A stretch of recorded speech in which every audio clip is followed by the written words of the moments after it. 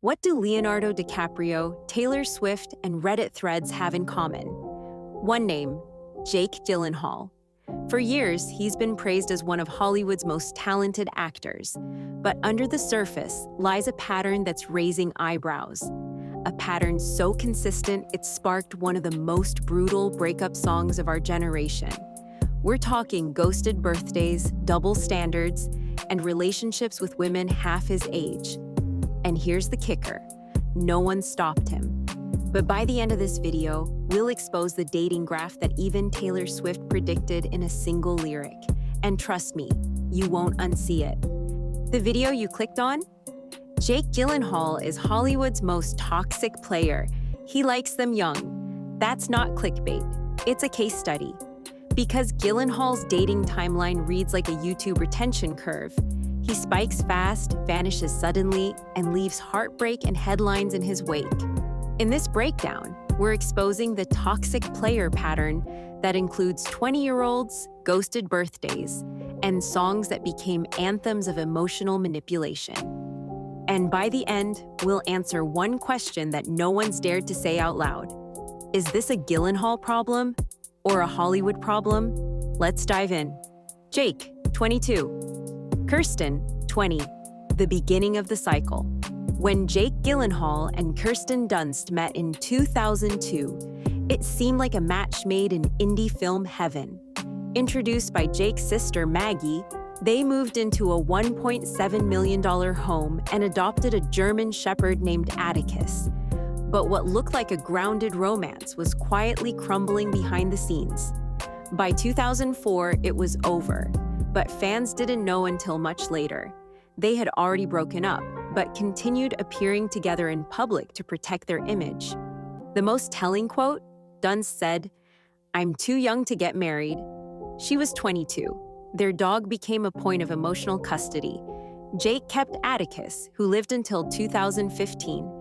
Kirsten moved on to a healthy marriage. Jake, not so much. And this wasn't the last time he'd walk away from a serious relationship like it never happened. When love seems stable, but the script flips instantly. In 2007, Jake began dating Reese Witherspoon after her divorce. They traveled the world, planted tomatoes in Hawaii, and played house in a literal farmhouse. Reese even gave an interview gushing about their peaceful weekends. "We have chickens, we grow cucumbers. It reminds me of Tennessee." 1 month later, breakup. No warning, no scandal, just done. Jake said she was one of the strongest people I've ever met, but clearly not strong enough to survive his exit strategy. So what changed?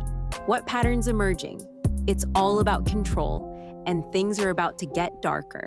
The girl, the scarf, the $11,000 guilt guitar. October 2010, Taylor Swift, 20, Jake, 29. They dated briefly, only 3 months, but it exploded into a decade-long saga, thanks to Taylor's lyrical scorched earth in All Too Well. He skipped her 21st birthday. She cried at the studio. He bought her a guitar to patch things up. It didn't work. The line that changed everything. "You said if we had been closer in age, maybe it would have been fine, and that made me want to die." Jake claimed it wasn't about him. But the references, the scarf, the upstate getaway, the age gap. Swifties weren't buying the denial, and neither was the internet. But this wasn't even the worst part, because what came after Taylor shows just how calculated Jake's moves became, the pattern you can't unsee. Jake's dating life charted like a growth hack gone wrong. Let's plot this out. Jenny Lewis, 20.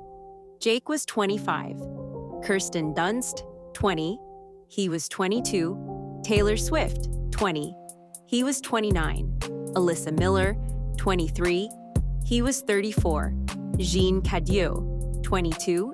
He was 37. It's a YouTube graph with one alarming trend. Jake's age increases, but his girlfriends don't. Even fans on Tumblr made memes comparing him to Leonardo DiCaprio. But Jake's twist? He goes younger and claims privacy to dodge criticism.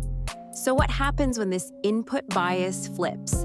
When fans realize how intentional this cycle is? Victim or villain? The battle of perception. Swifties say Jake is emotionally manipulative, exploitative, and hiding behind charm. But Reddit says Taylor is just bitter and dragging him through the mud years later. One user wrote, "It's not a crime to be a bad boyfriend." Another said, "Why would a 30-year-old date someone who can't even legally drink?" The internet split, but that very split is part of the distraction. By framing it as a he said, she sang, Jake sidesteps accountability. But here's the thing. This isn't about legalities. It's about power dynamics. And the next case makes that impossible to ignore. This isn't just about Jake. It's about a system. In press interviews for Spider-Man: Far From Home, Jake called 23-year-old Tom Holland a kid. At the same time, he was dating 22-year-old Jean Cadieux. Why is a 23-year-old man a child, but a 22-year-old woman a girlfriend? It's a double standard that thrives in celebrity culture. Younger women are seen as impressionable, flattering. Older women, too independent. It's the same logic marketers use when choosing thumbnails. Young equals clickable. But while thumbnails are a click, relationships are real lives. And Jake's quiet girlfriend might just be another click in his timeline. The calm after the storm, or just the eye of it? Jake and Jean have been together since 2018. He praises her on Howard Stern, calling her the most amazing woman I've ever met. But they rarely appear in public. He's 43, she's 27, a 16-year gap.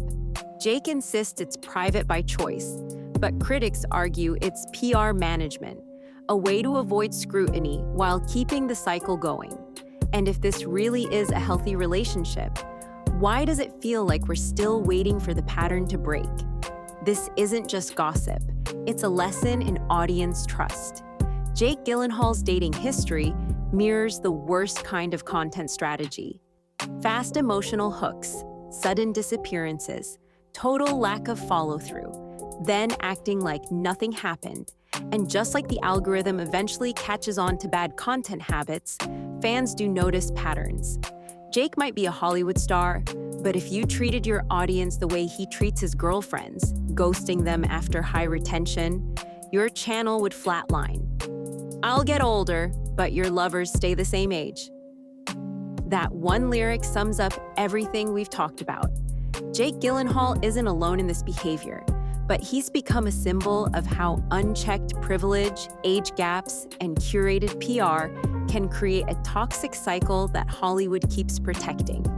And as creators, it's our job to recognize patterns, challenge biases, and ask the hard questions about who gets a pass and why. So if you ever wonder how to build loyalty, not just views, don't take notes from Jake. If you found this breakdown helpful, there's more where that came from. Want to see how celebrities hide scandals before the algorithm catches them? Or how creators can spot patterns in fan behavior? Hit like, subscribe, and check the next video on screen. Let's keep dissecting the strategies so you don't become the next cautionary tale.